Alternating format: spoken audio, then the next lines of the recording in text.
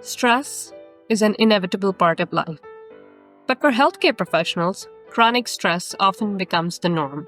And that chronic stress really can affect us from like head to toe physically, also like autoimmune conditions and cancer. We feel so guilty when we experience any sort of stress. We see it as a sign of weakness. I felt like even when I was kind of vulnerable and barely talking about it to others, like my colleagues and such, like they were like, yeah, kind of, or whatever. They agree, but like, kind of get over it, right? Like if you're going to have to suck it up and do it. I think we got to say it out loud that it's not really possible to be 100% in every sphere. So what you're asking yourself to do day after day, like no human has the capacity to do that, right? Like it's almost like we think that we're like robots in a way, right?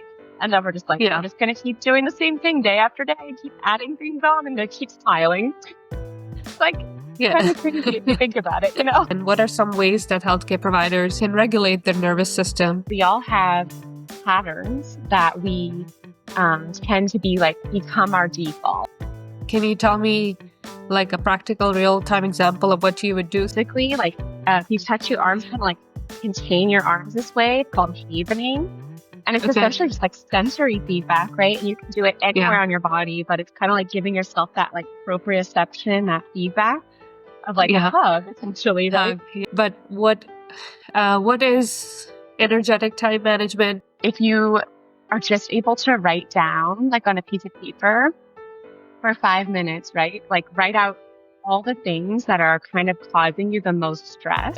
How do you not bring that stress home?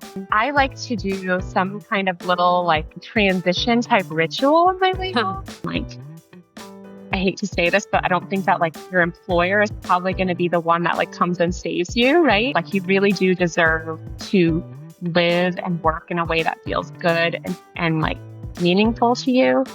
Be grateful for whoever comes, because each has been set as a guide from beyond.